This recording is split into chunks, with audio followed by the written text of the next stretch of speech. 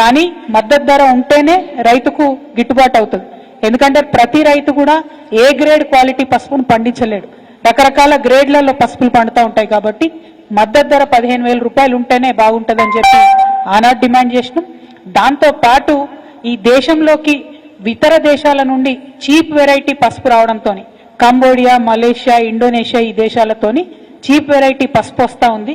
దాంతోని మన రైతులు నష్టపోతా ఉన్నారని చెప్పి ఈ 3 అంశాలను కూడా మొదటి రోజు నుంచి నేను డిమాండ్ చేస్తూ ఉన్నాను.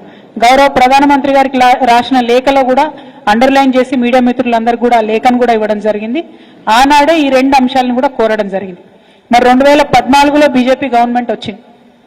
ఆనాడు ఉన్నటువంటి పసుపు ఇంపోర్ట్తో చూసుకుంటే, పసుపు దిగుమతులు ఈ దేశంలోకి చూసుకుంటే, ఇవాళ కంపేర్ చేసుకుంటే డబుల్ అయిన ఇంపోర్ట్స్. నిజంగానే పసుపు పట్ల శ్రద్ధ ఉన్న ప్రభుత్వం అయితే ఇంపోర్ట్స్ని కంట్రోల్ చేయాలని 10 ఏళ్ల నుంచి మేము మొత్తుకుంటా ఉంటే ఏనాడు కూడా దాని మీద దృష్టి పెట్టలేదు. దిగుమతులు అంటే వేరే దేశాల నుంచి మనకు చేసుకునేటటువంటి దిగుమతులు, వాటి మీద శ్రద్ధ పెట్టలేదు. 2014లో 8 లక్షల క్వింటాలు ఉంటే ఇప్పుడు దాదాపుగా డబుల్ అయినటువంటి పరిస్థితి దిగుమతులది ఉన్నది. ఆ నంబర్స్ అన్ని కూడా మీకు నేను షేర్ చేయడం జరుగుతుంది. ప్రతి సంవత్సరం పెరుగుకుంటూ పోయింది తప్ప తగ్గలేదు. నిజంగా పసుపు మీద శ్రద్ధ పెట్టేటటువంటి వాళ్ళైతే పాలిటిక్స్ కోసం పసుపు బోర్డు కాకపోతే పసుపు దిగుమతులను వెంటనే కంట్రోల్ చేయాలని చెప్పి నేను భారతీయ జనతా పార్టీని డిమాండ్ చేస్తూ ఉన్నాను. రెండవది, మీరు నిజంగానే పాలిటిక్స్ కోసం ఏదో కంటి తుడుపుగా పసుపు బోర్డు ఏర్పాటు చేసిన వాళ్ళు కాకపోతే పసుపు బోర్డుతో పాటు ఇమీడియట్గా పసుపుకు మద్దతు ధర 15,000 రూపాయలు ఇవ్వాలని చెప్పి కూడా నేను డిమాండ్ చేస్తూ ఉన్నాను. మరి గౌరవ ఎంపీ గారు అనేక మాటలు మాట్లాడింది.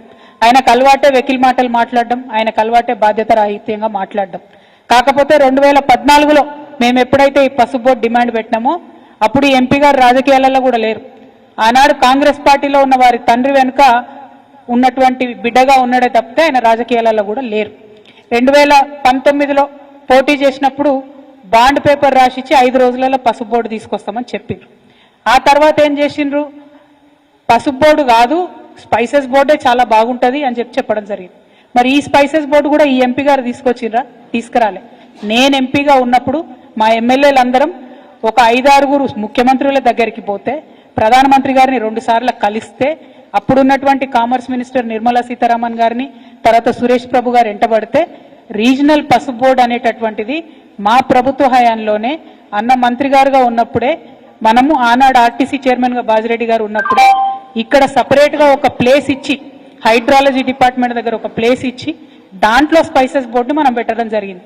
అది కూడా నా గొప్పతనమైన ఇవాళ అరవింద్ గారు మాట్లాడడం నిజంగా హాస్యాస్పదం. ఇంకో మాట ఏమన్నాడు ఆయన, స్పైసెస్ బోర్డు బెంజ్ కారు లాంటిది, పసుపు బోర్డు అంబాసిడర్ కారు లాంటిది. ఆనాడు అంబాసిడర్ కారు కోసం బాండ్ పేపర్ రాసిచ్చిన, కానీ మోడీ గారు నాకు బెంజ్ కారు ఇచ్చిండు ఆయన. కాబట్టి నిజామాబాద్ జిల్లా ప్రజలందరూ కూడా ఆనందంతో ఉత్సవాలు చేసుకోవాలని ఆనాడు చెప్పారు. మరి అలా పసుపు బోర్డు ఎందుకు ఇచ్చినట్టు? ఒకవేళ ఆల్రెడీ బెంజ్ కారు ఉంటే మళ్ళీ అంబాసిడర్ కారు ఎందుకు ఇచ్చినట్టు? అంటే ఈ వైరుధ్యం ఏంది? మీరు మాట్లాడే మాటలలో అన్ని వీడియో రికార్డ్స్ ఉన్నాయి. ఇవాళ రేపు నేను మాట్లాడలే మీరు తొండి అంటున్నారు అనడానికి కూడా లేదు. ఆయన ట్విట్టర్లోనే, ఆయన ఫేస్బుక్లోనే మొత్తం అన్ని వీడియోస్ కూడా ఉన్నాయి. ఏది, అరవింద్ గారు వేస్ట్, పసుపు బోర్డు కాలం అయిపోయింది, పసుపు బోర్డు కాలం చెల్లిపోయింది, పసుపు బోర్డుతో అయ్యేది లేదు పోయేది లేదు, కాబట్టే స్పైసెస్ బోర్డు చాలా బాగుందని ఆయన బాకా ఊదిన వీడియోలు అన్నీ కూడా ఉన్నాయి. మరి దాన్ని ఏమంటారు అన్నటువంటిది ఇవాళ బీజేపీ పార్టీ చెప్పాలి. ఎప్పటికప్పుడు ఆనాటి మందమే మాట్లాడి తప్పించుకొని తిరుగుదామంటే ప్రజలు ప్రతి ఒక్క విషయాన్ని గమనిస్తారన్న విషయం రాజకీయాల్లో ఉన్న ప్రతి ఒక్కరం కూడా చూసుకోవాలి, హుందాగా మాట్లాడాలి. మీరు పసుపు బోర్డు తీసుకొచ్చిరు, సంతోషం, వెల్కమ్ చేస్తున్నాం. చాలా సంవత్సరాల డిమాండ్, మంచిది, ఇబ్బంది